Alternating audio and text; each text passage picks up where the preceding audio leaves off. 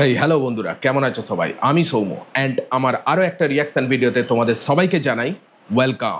বন্ধুরা, আজকে আমরা এমন 10 জন জনপ্রিয় ইউটিউবারকে দেখব যারা এক সময় সোশ্যাল মিডিয়া মানে ইউটিউবে এক্সট্রিম লেভেলে খ্যাতি অর্জন করেছিল অ্যান্ড স্টিল নাও তাদের চ্যানেলগুলো এখনো ইউটিউবে বর্তমান, বাট তারা এই কারেন্ট টাইমে এখন ইউটিউবে অতটার অ্যাক্টিভ না, মানে বলতে গেলে কোথাও যেন হারিয়ে গেছে তারা ইউটিউবের জগৎ থেকে। সেরকমই কিছু 10 জন ইউটিউবারকে আজকে আমরা দেখতে চলি, একদম এক্সক্লুসিভ ইউনিক একটা কন্টেন্ট।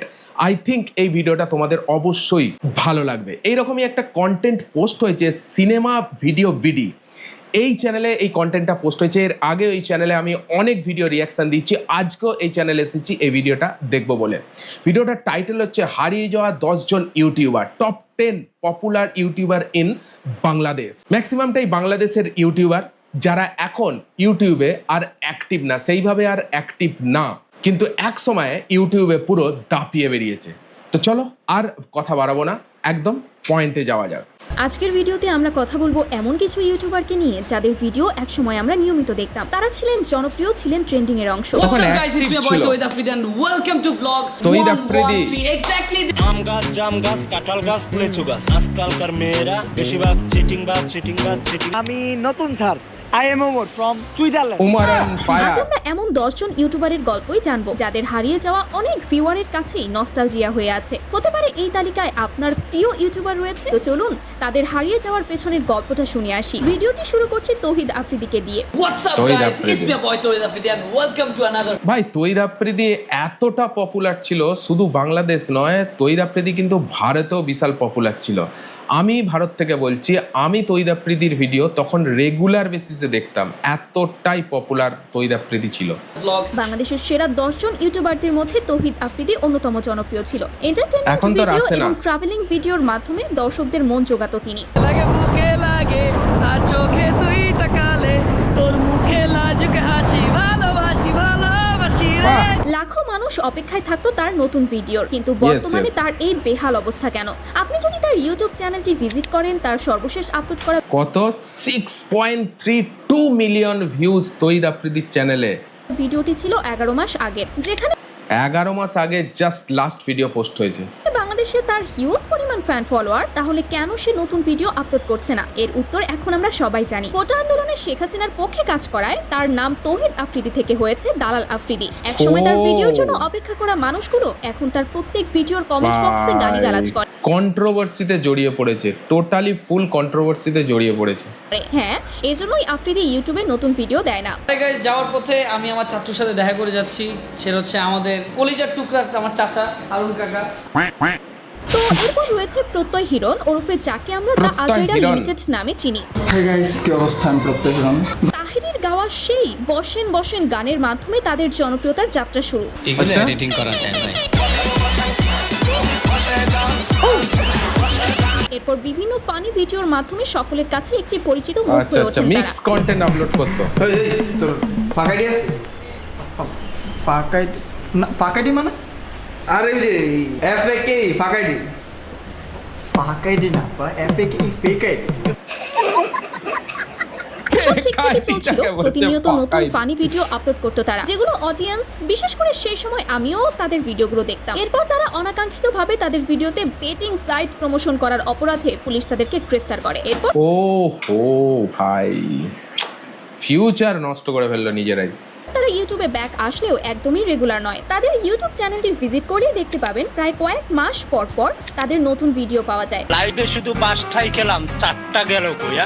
সো আপনি কি তাদের ভিডিওগুলো দেখতেন কিংবা আরো চান নতুন দেখতাম নতুন না। ভিডিও তাদের? সো এরপর আমাদের লিস্টে রয়েছে হৃদয় হাসান শান্ত।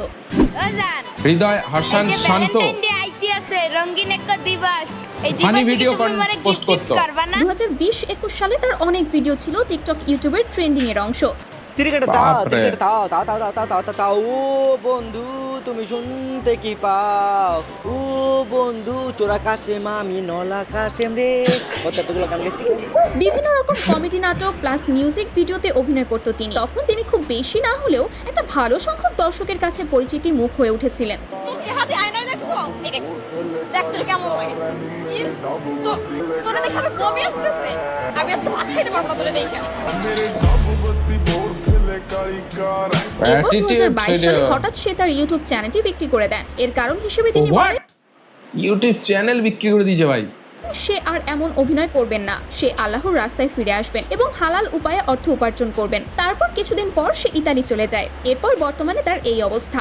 আমরা যখন দেশে আইমু কাল বৈশাখী ঝড়ের চেয়েও মারাত্মক হবে আমাদের এন্ট্রি, মাথায় রাখিস। আচ্ছা ঠিক আছে।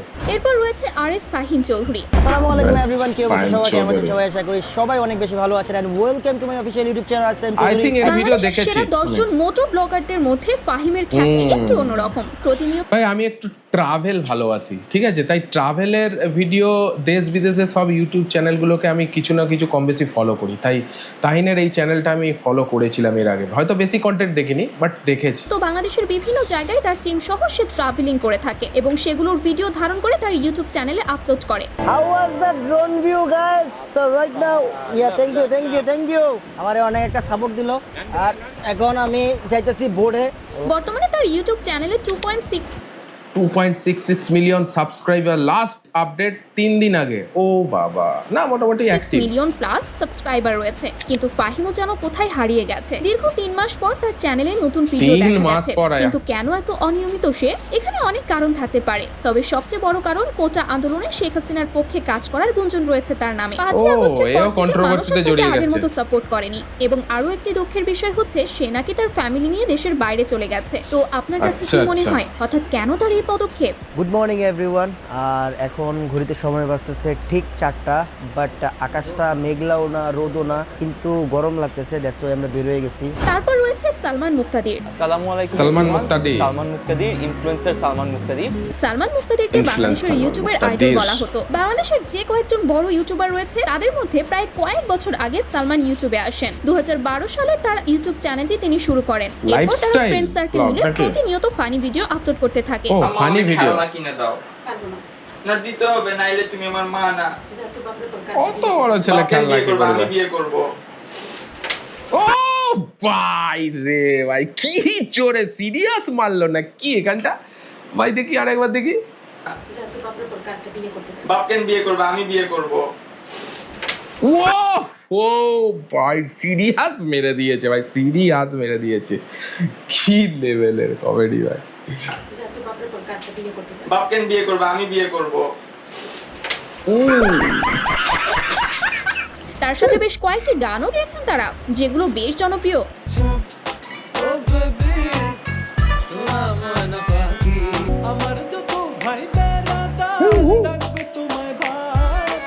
কিন্তু যাকে ইউটিউবের কিং বলা হয় তার যে একটা ইউটিউব চ্যানেল আছে তা হয়তো তার মনেই নেই। তার ইউটিউব চ্যানেলের লাস্ট ভিডিও প্রায় 1 বছর আগে আপলোড করা। তো আপনার কাছে কি মনে হয় বাপরে, আর কেন সে active-ই নেই। ইউটিউবে এতটা অনিয়মিত? সে চাইলেই কিন্তু ইউটিউবে বিভিন্ন রকম বাবা। ভিডিও আপলোড করতেই পারে, কারণ তার সাথে তো কোটা আন্দোলনের কোনো ঘটনাও জড়িত ছিল না। যাই হোক, তারপর রয়েছে শামীম হাসান সরকার। শামীম হাসান সরকার তো এখন ছোট পর্দার বলতে গেলে অভিনেতা হিসেব মতো। আমি ম্যাঙ্গো স্কোয়াডের শামীম হাসান সরকার, আমি জানি আমাকে ছিল দরকার, তাই চলে আসছি কন্টেন্ট বানাবো আবার। হ্যাঁ, আপনারা তাকে একজন অভিনেতা হিসেবে চিনলেও তার যাত্রাটা ছিল ইউটিউবের মাধ্যমে। তার একটি ইউটিউব চ্যানেল রয়েছে যার নাম ম্যাঙ্গো Mango স্কোয়াড। Squad। চ্যানেলটিতে তারা বিভিন্ন কমেডি ভিডিও আপলোড করত। কয়েক বছর আগে ও। তাদের এই ভিডিওগুলোই ছিল মানুষের হাসির খোরাক। হ্যালো,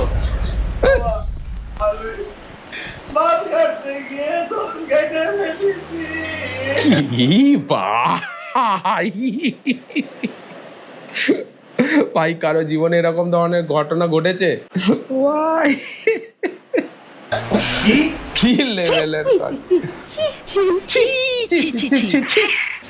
কিন্তু বর্তমানে সে অভিনয় নিয়ে ব্যস্ত হওয়ার কারণে হয়তো তার চ্যানেলে নিয়মিত ভিডিও আপলোড করে এর না। কারণ এটাই ভাই, এ বর্তমানে এতটাই জনপ্রিয় একজন অভিনেতা হয়ে গেছে, এ আর ইউটিউবে সময় দিতে পারছে না।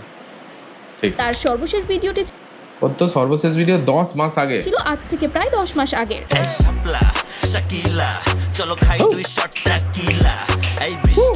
তো আপনি শামীম হাসান সরকারকে অভিনয়ের মাধ্যমে চেনেন নাকি ইউটিউবার হিসেবে? কমেন্ট করবেন কিন্তু। তারপর রয়েছে শামীমা আমি তো শ্রাবণী। নাম না শুনলেও অভিনেতা হিসেবে তার চিনি। এইসব ভিডিওগুলো দেখলে হয়তো মনে করতে পারেন তার কথা। গরু বালতিতে 3 days। স্প্রে করতেছে। আমি একটু করতে চাই। তুমি পারবা না না না আমি পারি, তুমি সরো। দেখি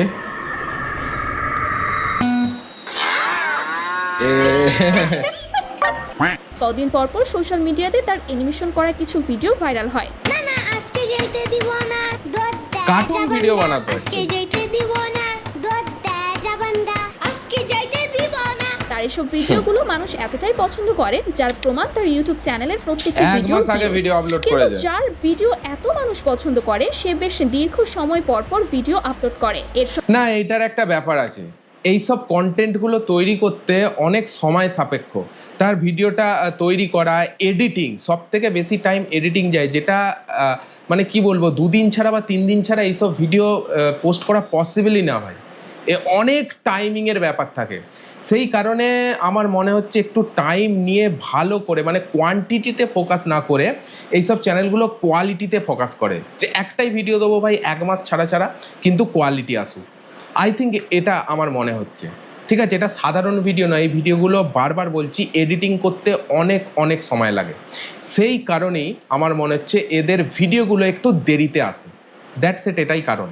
সবচেয়ে বড় কারণ হলো তার প্রত্যেকটি ভিডিও সে নিজে তৈরি করে, তাই ভিডিও তৈরি করতে সময়ের প্রয়োজন। এখন আবার কুত্তা নিয়ে কই যাস? কুত্তা বললো কেন? ওর নাম টাইসন, বুঝছো? ঠিক আছে টাইসন, এখন বাইরে গেলে টাইসনের মা এসে খাবড়া দিয়া ধরবে না তোরে? তাই হয়তো তার ভিডিওগুলো আমরা একটু দেরিতে পাই। তো আপনার কাছে তার ঠিক। এসব ভিডিওগুলো কেমন লাগে কমেন্ট করে জানাবেন। খুব ভালো লাগে। বেশিরভাগ তো মানে বাচ্চাদের ভিডিও, চাইল্ড ভিডিও বানায়, বাচ্চারা তো খুব পছন্দ করবে। ইভেন বড়রাও এই ধরনের ভিডিও দেখতে ভালোবাসে। তো এরপর আমরা রেখেছি ব্যাট ব্রাদার্স। কি রে তুই আমার ব্যাট মন করে ব্রাদার্স। এইটাই কোন থেকে? আপনি কি নতুন স্যার নাকি? হ্যাঁ আমি নতুন sir. I am Omar from Switzerland. এটা কি কোনো কথা? 2 থেকে 3 বছর আগে বাংলাদেশে ইউটিউবে বা টিকটকে ফানি ভিডিওর কথা হলে সবার মুখে থাকতো একটি নাম, তা হলো ব্যাট ব্রাদার্স, যেখানে ওমর ভাই, আবির ভাই, মোরসালিন ভাই সহ অনেকেরই মিশ্রণে ওমর নানা on রকম fire ফানি ছিল। ভিডিও তৈরি হতো। ব্যাট দোস্ত, ব্রাদার্স। তোরা কি জানোস যে সরকার বিয়ার বয়স কমাইছে? এখন বিয়ার বয়স মেয়ের 16 আর ছেলের 18। দেখছি ম্যাক্সিমামই funny video content creator, maximum. Hello আব্বা, আরে কই তুমি? এখন তো সরকারি বিয়ের বয়স কমাই দিছে, ছেলে 18। তাড়াতাড়ি আসো, মেয়ে দেখতে যাবো। ডাইরেক্ট বাবাকে ফোন ভাই, ডাইরেক্ট বাবাকে ফোন।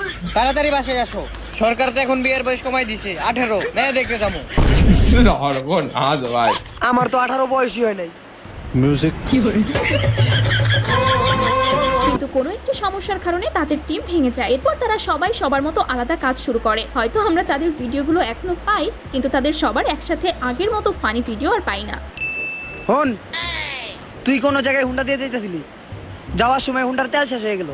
এখন তুই ওই জায়গায় যাবি কেমনে? কেমনে? পায়ে হাইটা। তো আপনারা কারা কারা আগের ব্যাচ ব্রাদার্সকে মিস করেন কমেন্টে জানাবেন কিন্তু। তো এরপর আমাদের লিস্টে রয়েছে ওমর অন ফায়ার।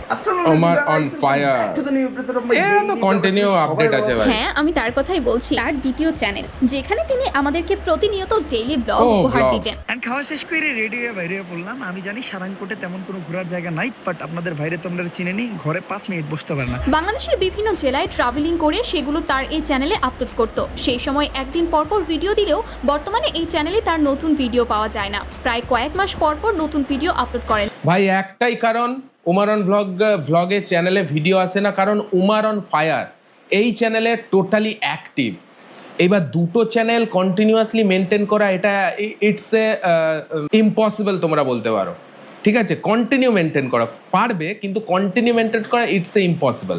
সেই কারণে আমার মনে হচ্ছে এই উমার অন ভ্লগ চ্যানেলটায় একটু ভিডিও দেরিতে আসে, এটাই জাস্ট আমার মনে হচ্ছে। আর আজকে আমরা যেতেছি প্রতি বছরের মতো সুইমিং এ।